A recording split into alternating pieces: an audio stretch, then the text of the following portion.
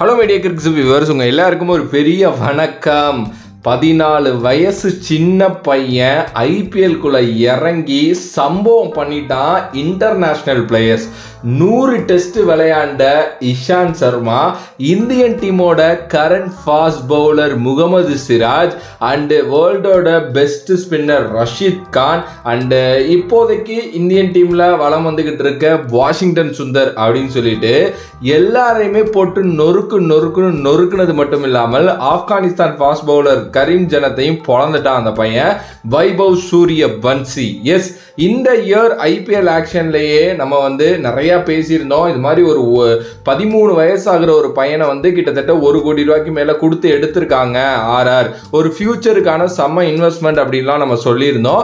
S, அவங்க எடுத்தது என்னமோ ஃபியூச்சருக்கான இன்வெஸ்ட்மெண்ட்டாக தான் அவங்க எடுத்தாங்க. எஸ், அந்த பையனை வச்சு க்ரூம் பண்ணலாம், நல்ல டேலண்டாக இருக்கான், அண்டர் 19 இந்தியாவுக்கெல்லாம் போய் நல்லா ஆடிட்டு வந்திருக்கான், ஸோ நல்ல ஸ்டஃப் இருக்க ஒரு பிளேயர் அப்படின்னு தான் எடுத்தாங்க. அன்ஃபார்ச்சுனேட்லி சஞ்சு சாம்சனுக்கு இன்ஜுரி ஆனதுனால இந்த பையனுக்கு ஒரு வாய்ப்பு கிடைச்சிச்சு, அடிச்சு பொழந்துட்டாங்க. பீகாருக்காக ஃபர்ஸ்ட் கிளாஸ் கிரிக்கெட் விளையாண்டதுனால தான் ஐபிஎல் ஆக்ஷனுக்குள்ள உள்ள வந்தாப்புல. ஸோ அங்கேருந்து ஸ்ட்ரெயிட்டாக இந்த அண்டர் 19 வேர்ல்டு கப் பார்த்தீங்க அப்படின்னா அவருக்கு ஒரு நல்ல இதுவாக இருந்துச்சு. அடி என்ன அடிங்கிறீங்க, நான் சீரியஸாக நானும் பார்த்துருக்கேங்க, என்னென்னமோ ரேஞ்சில் ஹிட்டிங்லாம் நானும் பார்த்துருக்கேன். ஆனால் ஒரு 14 வயசு பையன், அந்த பையனோட bat swing and bat speed பார்க்குறப்ப ரொம்ப டிஃப்ரெண்ட்டாக இருக்குங்க. எங்கேருந்து அந்த பவர் ஜென்ரேட் ஆகுது, எங்கேருந்து எடுத்துகிட்டு வரான் அந்த பவரை, அந்த ஷாட் மேக்கிங்கு அண்ட் எல்லாமே ரொம்ப சூப்பராக இருக்குது. எஸ், ஒரு சில எட்ஜஸ் பட்டு ஒரு சில விஷயங்கள் போணுச்சு, அதெல்லாம் ஓகே. ஆனால் பியூர் டேலண்ட்டுங்க. எஸ், நீங்கள் அவர் அந்த பையன்ட்டு இருக்கிற பெரிய ப்ளஸே அந்த பையனோட பேட் ஸ்பீடு தான். சுற்றுறான், அவ்வளோதான், அட்டி பிரிச்சிடறான், கரெக்டாக பாலை பார்த்து சுற்றுறான். சுற்றுறதுங்கிறது கண்ணா பின்னான்னு சுற்றுறதெல்லாம் கிடையாது, இந்த டெய்லண்டர்ஸ் சுற்றுற மாதிரிலாம் கிடையாது. பாலை பார்த்து கரெக்டாக ஃபுல் பவர் ஜென்ரேட் பண்ணி அடிக்கிறான். சீரியஸ்லி ஒரு செம்ம டேலண்ட்டு. எஸ், இது மாதிரி கிரிக்கெட்டர்ஸ் நம்ம நிறைய பேரை பார்த்துருக்கோம். ஆனால் 14 வயசுல இப்படிப்பட்ட ஒரு ஸ்பீடை ஜென்ரேட் பண்ண முடியுமா? உண்மையிலே சயின்டிஃபிக்கலி இது உண்மையா பொய்யாங்கிற மாதிரி தான் சீரியஸ்லி இருக்கு. அண்ட் பியூர் டேலண்ட்டுங்க, நிறைய உழைச்சிருக்கான் சின்ன வயசுலேருந்துங்கிறது ரொம்ப நல்லா தெரியுது இதுக்காக. அண்ட் ஆப்வியஸ்லி பார்த்தீங்க அப்படின்னா ஒரு எக்ஸைட்டிங்கான டேலண்ட் ஃபியூச்சருக்கு ஆர்ஆர் நல்லாவே இன்வெஸ்ட் பண்ணுவாங்க எப்போவுமே ஃபியூச்சர் டேலண்ட்ஸ் மேலே. அந்த மாதிரி எடுத்த ஒரு பையன் தான். எஸ், அந்த பையன் சூப்பராக மாஸ்டர் கிளாஸ் பண்ணிட்டு போயிட்டாங்க. எஸ், நிறைய பேர் கூட மீம்லாம் போட்டுக்கிட்டு இருக்காங்க, ராகுல் திரிபாதிக்கிட்டே எல்லாம் காமிங்க எப்படி விளையாடணும் கிரிக்கெட் அப்படின்னு சொல்லிட்டு.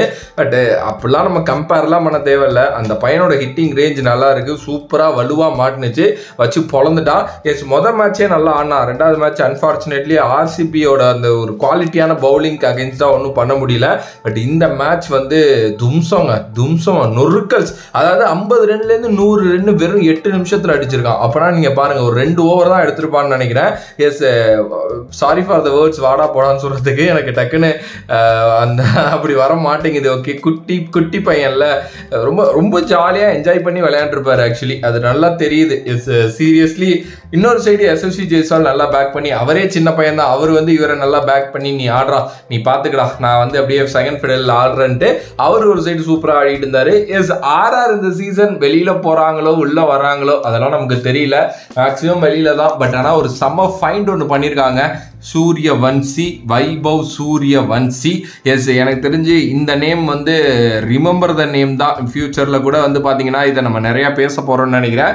14 வயசு ஆகுதுங்க, இன்னும் ரெண்டு வருஷம் சாலிடாக ஆனான்னு வைங்களேன். இதே மாதிரி ஐபிஎல்ல ஒரு இந்தியன் கால் அப்னு வச்சுக்கோங்க. ஏன்னா உடனே இப்போ இந்த ஒரு இன்னிங்ஸ் பார்த்துலாம் இந்தியா ஆட முடியாது, நிறையா இந்த மாதிரி பண்ணணும். இந்த சீசன் ஒரு சீசன், அடுத்த ஒரு 2 சீசன் வச்சுக்குவோம். அப்படி ஆடிட்டு ஒரு 16-17 வயசில் அந்த பையன் இந்தியா வர்றான்னு வைங்களேன், அந்த பையனுக்கு எவ்வளோ பெரிய ஃபியூச்சர் இருக்கும்னு நீங்கள் நினச்சி பாருங்க.